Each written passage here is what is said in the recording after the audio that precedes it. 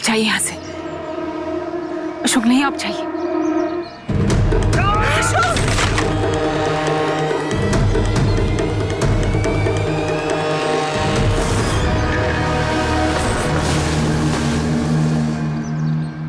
अशोक हर वचन भूलकर शस्त्र उठाएगा।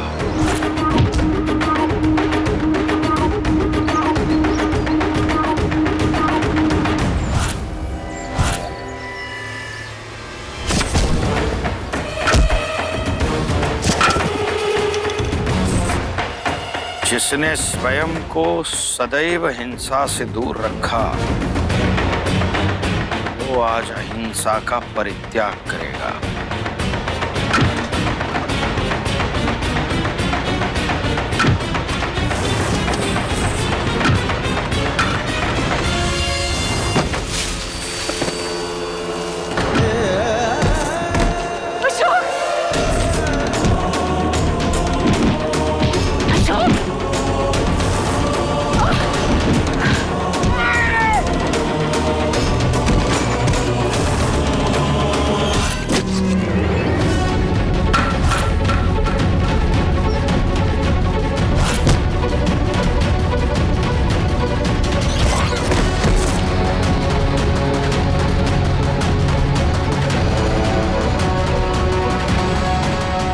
मुझे वचन दीजिए, आज के बाद आप कभी किसी को नहीं मारेंगे। वचन देता हूँ माँ। अशोक!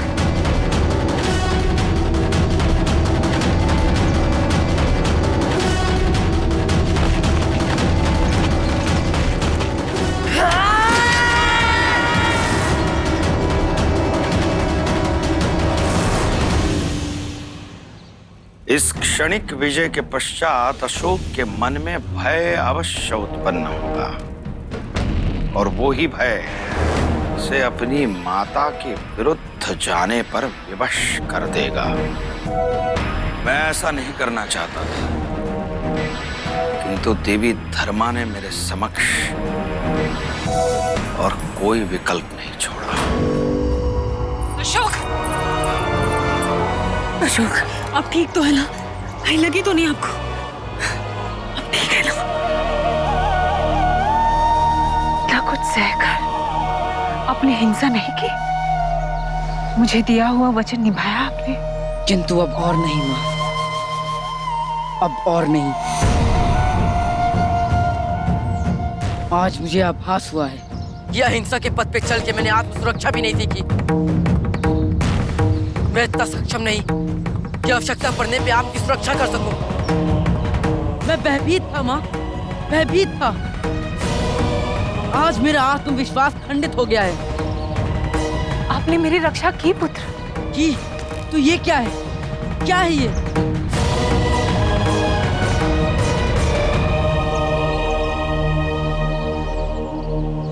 माँ, ऐसी स्थिति दोबारा उत्पन्न हो, उससे पहले मैं उसका सामना करने के लिए तैयार होना चाहता हूँ। हिंसा के भय से अहिंसा का परित्याग करना उचित नहीं। अहिंसा के मार्ग पर चलने वाले अहिंसा के लिए अपने प्राण तक त्याग देते हैं। आपको हिंसा करते देखो, इससे उचित यही होगा कि ईश्वर मुझे इस संसार से उठा ले। यदि ऐसा है तो चलिए यहाँ से, इस नगर से, जहाँ इतने संकट है, इतने षड्यंत्र है, इतने शत्रु हैं। चलिए माँ, नहीं तो ये नगर मुझे हिंसक बना देगा माँ। अब एक ही विकल्प है, अपने वन चलते हैं, अपने घर चलते हैं। अहिंसा वही संभव है। यदि आप चाहती हैं कि मैं हिंसा न करूं, तो तोड़ दीजिए चार चाणक्य को दिया हुआ वचन, तोड़ दीजिए। आप जानते हैं मैं विवश हूँ, मैं अपना वचन नहीं तोड़ सकती। तो मैं भी विवश हूँ माँ।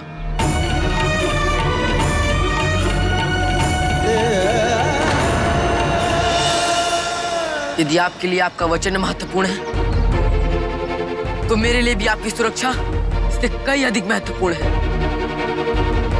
यदि हम यहाँ से नहीं चलते हैं, तो मुझे भी राजकीय विद्यालय में प्रशिक्षण लेना होगा माँ।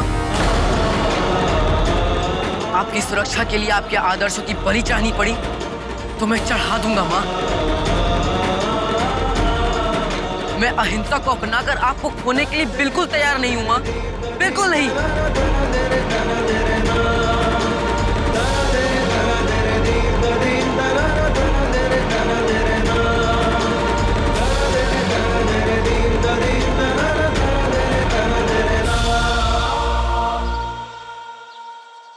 क्या तुम सत्य कह रहे हो?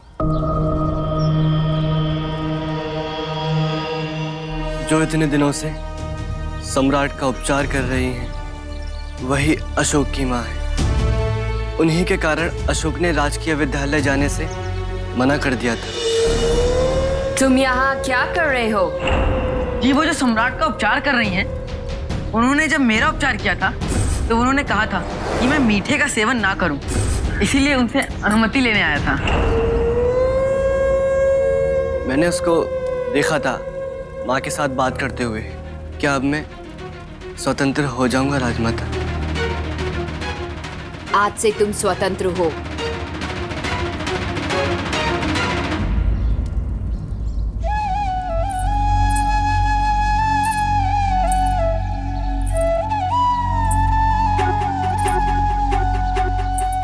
मेरे ही कारण अशोक आज हिंसा के पथ पे चलना चाहता है। वो मेरी बात नहीं सुन रहा है। ऐसे में अब केवल सम्राट ही अशोक को राजकीय विद्यालय जाने से रोक सकते हैं।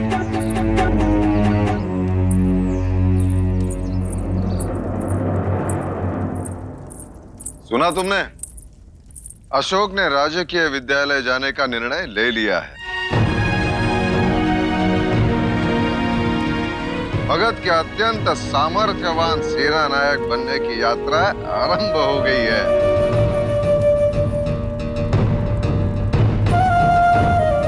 यदि मैं अपने दृष्टिकोण से सोचूं, तो मैं सिर्फ घाव भरना जानती हूँ, देना नहीं।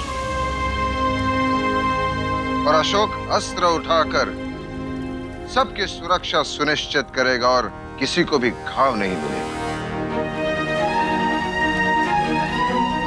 सुरक्षा के लिए आक्रमण तो करना ही होगा। घाव तो घाव होते हैं, चाहे अपने को तो या पराये को, रक्त तो बहेगा ही।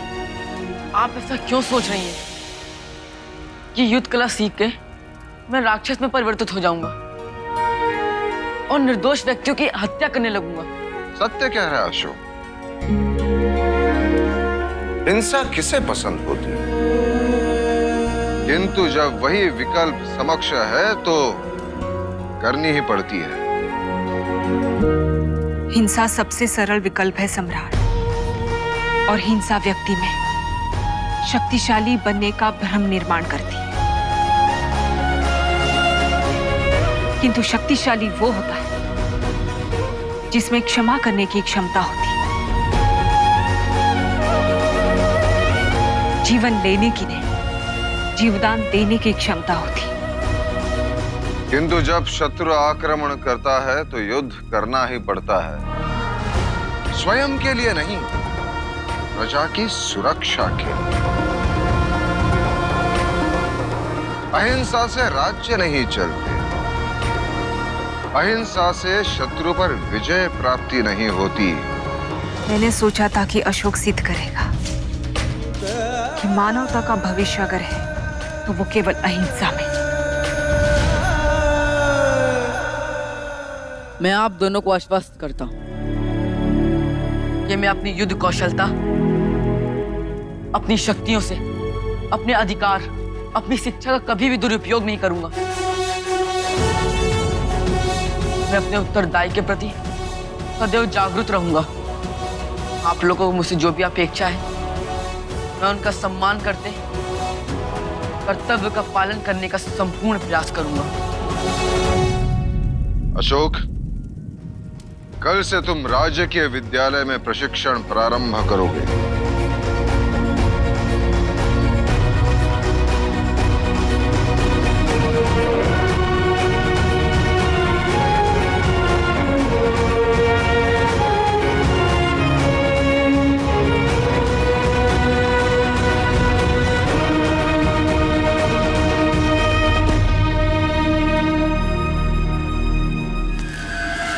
क्या कह रही हैं आप?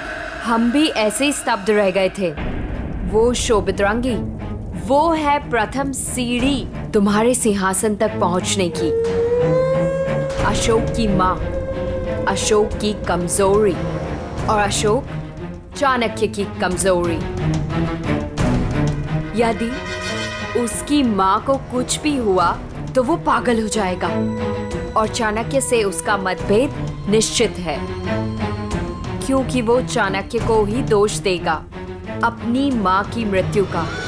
चाणक्य ना लाता उन दोनों को तो शुभरंगी सुरक्षित रहती।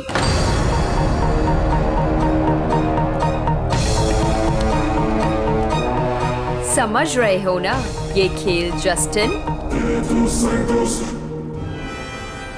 संवेदनशील परिस्थिति, बस एक हल्का सा प्रहार और चाणक्य का सारा खेल बिगड़ जाएगा और मनोबल टूट जाएगा और हमारा रास्ता आसान हो जाएगा। अति उत्तम,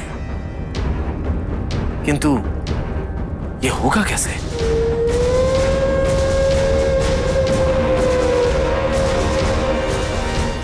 कल सुबह सम्राट को एक समाचार मिलेगा।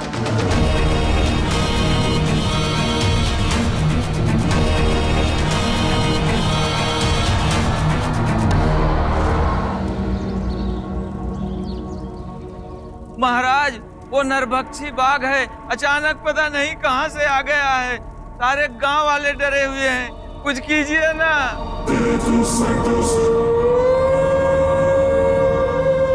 बहुत दिनों से हम अखेट पर नहीं गए। महामात्य सम्राट, आप शीघ्र तैयारी कीजिए। हम शीघ्र अखेट के लिए प्रस्थान करना चाहते हैं। सम्राट, हमारी इच्छा है कि आप अखेट के लिए अकेले ना जाएं। यदि जस्टिन और मीर खुरासन आपके साथ रहेंगे तो हमारी ही चिंता कम होगी। परंतु माँ, यहाँ आम आते हैं ना सम्राट, और कुछ ही दिनों की तो बात है। वो बाघ सम्राट के निशाने से कब तक बच के रह सकता है?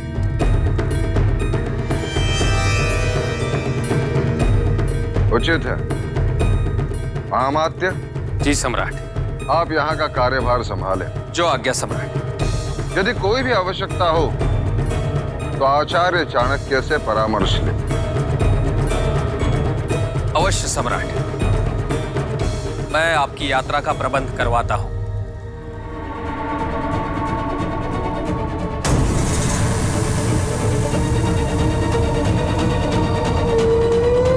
जाइए सम्राट, अवश्य जाइए।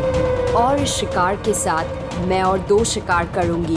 पहला शिकार होगा शुभद्रंगी और दूसरा आचार्य चाणक्य की योजना, जो शुभद्रंगी के साथ उसकी चिता में जलकर भस्म हो जाएगी।